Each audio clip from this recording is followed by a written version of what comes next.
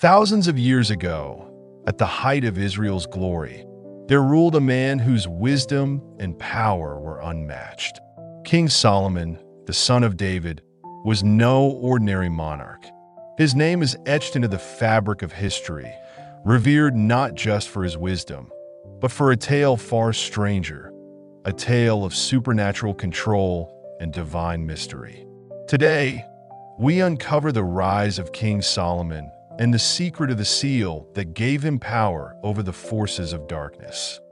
But before we dive in, if this is your first time here, please subscribe, like, and share this video to help spread the hidden truths of Scripture to others. Now let's get started. Solomon's story begins with a choice. When God appeared to him in a dream, Solomon didn't ask for riches, fame, or power. Instead, he asked for wisdom, a request that pleased God so much that he granted Solomon not just unparalleled knowledge, but also wealth and peace beyond imagination. His wisdom became legendary, drawing kings, queens, and scholars from across the ancient world. Yet, what many don't know is that Solomon's wisdom wasn't just academic or judicial. It bordered on the supernatural. It is here that our mystery begins. The Seal of Solomon, a mythical ring said to be engraved with the true name of God, was the source of his extraordinary power. This ring wasn't just a symbol of authority. It was a tool to command spirits, both good and evil. Ancient legends tell us that Solomon used the seal to summon and control spirits, including demons. The purpose? To accomplish what no mortal could: the construction of the Grand Temple of Jerusalem. Stones that weighed thousands of pounds were said to be levitated by invisible hands. The demons, under Solomon's command, worked tirelessly to complete this divine structure. But how did Solomon gain such power? Some say the ring was a gift from God, delivered by the archangel Michael. Others whispered darker theories, that Solomon sought forbidden knowledge, entering realms where mortals were never meant to tread. The Temple of Jerusalem wasn't just an architectural marvel. It was a spiritual epicenter, a dwelling place for the Ark of the Covenant, and a symbol of God's presence on earth. To fulfill such a sacred mission, Solomon believed he needed to wield both divine and dark forces. But in doing so, he risked stepping onto a dangerous path. This moment in history raises questions that echo through time.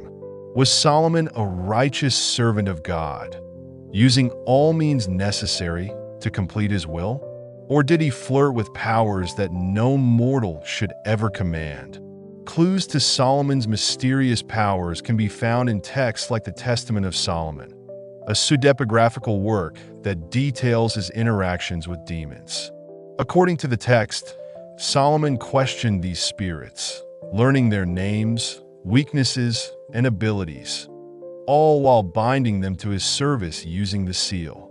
This text describes Solomon's summoning Asmodeus, a prince of demons, and forcing him to work on the temple. It also speaks of Solomon's ability to control the wind, water, and even the stars, powers that seem almost godlike.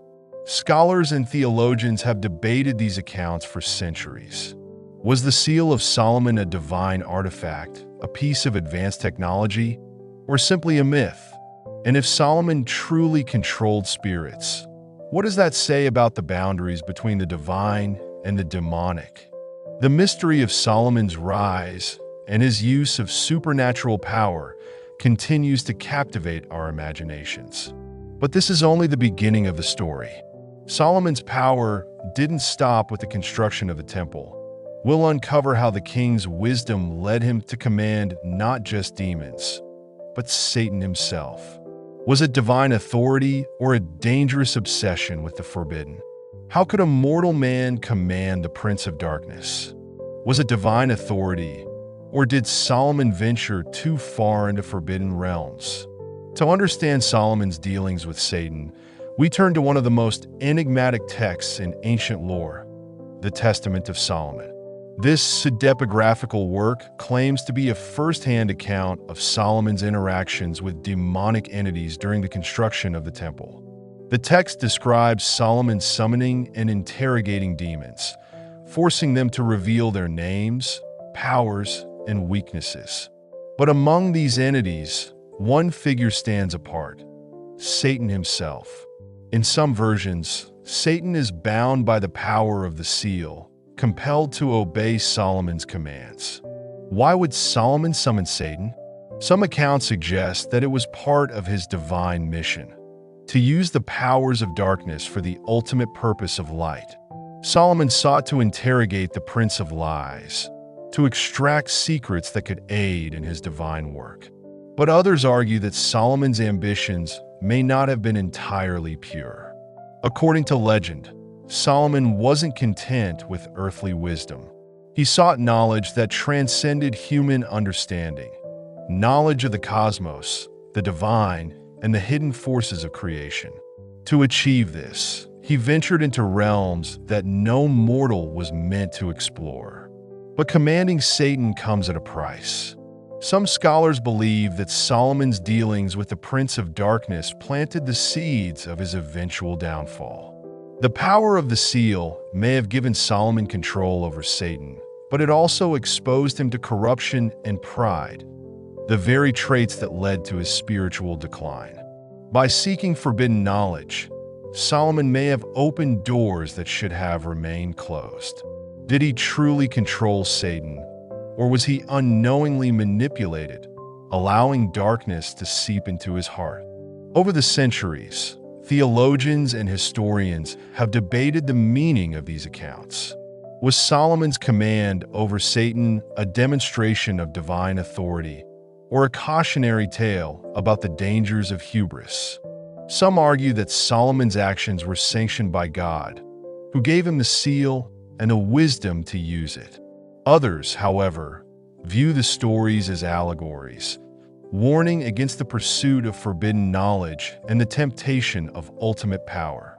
The story of Solomon's command over Satan has parallels in other cultures and traditions.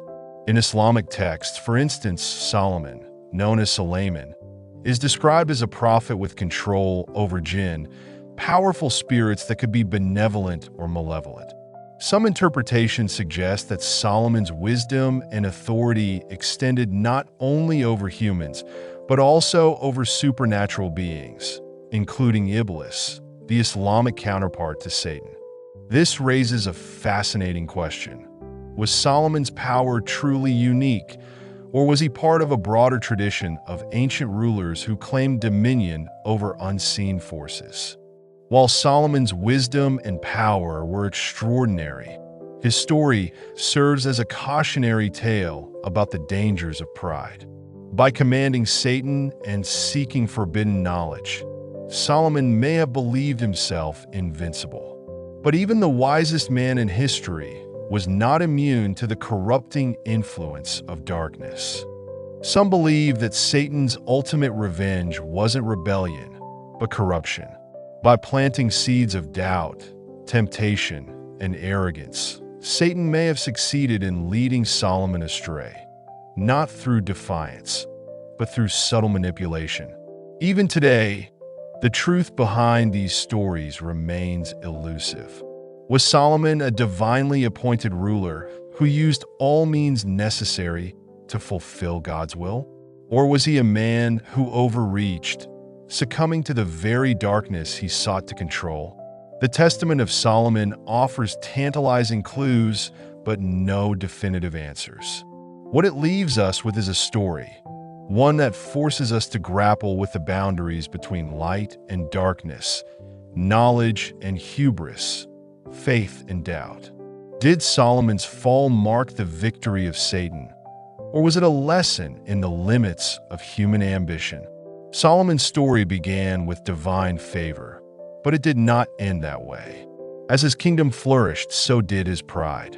Solomon, known for his wisdom, made choices that contradicted the covenant he had sworn to uphold. One of the most significant factors in his downfall was his marriages. Solomon took many wives, 700 according to the Bible, many of whom were foreign princesses. These unions were politically strategic, but they came with a cost. These women brought their gods and rituals into Israel, and Solomon, once steadfast in his devotion, began to falter. Despite his unmatched wisdom, Solomon allowed his heart to be led astray. He began to worship idols like Chemosh and Molech, turning away from the God who had blessed him with power and authority. But what caused this change in Solomon? Was it human weakness or something more sinister? Some believe that Satan, whom Solomon once commanded, played a role in his downfall. Could the Prince of Darkness have sown seeds of pride and arrogance, corrupting the king from within? Legends suggest that Solomon's dealings with demons may have come with unforeseen consequences. By summoning and commanding these entities, did he unknowingly invite their influence into his life? Or was this fall an inevitable result of a mortal man wielding such extraordinary power? In the biblical account, Solomon's actions did not go unnoticed. God, angered by Solomon's idolatry, pronounced judgment. Though he spared Solomon's kingdom during his lifetime for the sake of David, he promised that the kingdom would be divided after Solomon's death. Some view this as divine punishment for Solomon's hubris and spiritual infidelity. Others, however, suggest another possibility, that Solomon's downfall was orchestrated by the very demons he had once enslaved. Did the spirits Solomon commanded bide their time, waiting for a moment of weakness to exact their revenge? Or did Satan himself use subtle manipulation to turn the wisest man in history into a cautionary tale?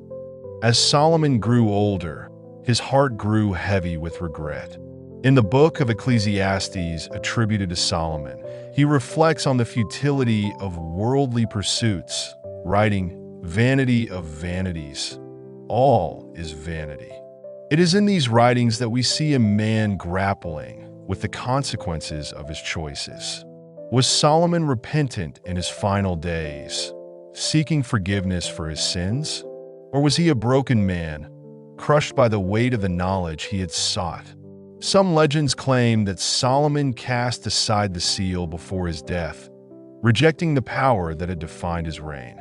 Others say the ring was lost, its secrets buried with him. Whatever the truth, Solomon's story ends not in triumph, but in tragedy, a reminder of the cost of overreaching ambition. Today, the mystery of King Solomon endures. The temple he built stands as a symbol of divine glory, yet his story also serves as a cautionary tale. His life raises profound questions about the limits of human wisdom and the dangers of seeking power beyond our understanding. In religion, Solomon is both revered and pitied, a king who was granted everything yet lost it all. In occult traditions, he is seen as a master of the arcane, a figure whose dealings with demons have inspired countless legends. Whether viewed as a divine servant, a tragic hero, or a cautionary figure, Solomon's legacy continues to captivate the imagination. His story reminds us of the thin line between wisdom and folly, faith and hubris, light and darkness. Perhaps the greatest mystery of all is the seal of Solomon itself. Was it a real artifact, a symbol of divine authority, or a myth crafted to explain Solomon's extraordinary power? And if it did exist, where is it now? Many have searched for the seal, believing it holds the key to untold power. But perhaps its true power lies not in its existence, but in the questions it forces us to ask about the nature of power, knowledge, and morality. King Solomon, a man of wisdom, power, and mystery. His rise and fall echo through history as both inspiration and warning. The story of Solomon is not just about the past. It's about the eternal struggle between light and darkness and the choices that define us all. What do you think of Solomon's story? Share your thoughts in the comments below. Don't forget to like, subscribe, and hit the bell for more explorations of history, mystery, and the supernatural.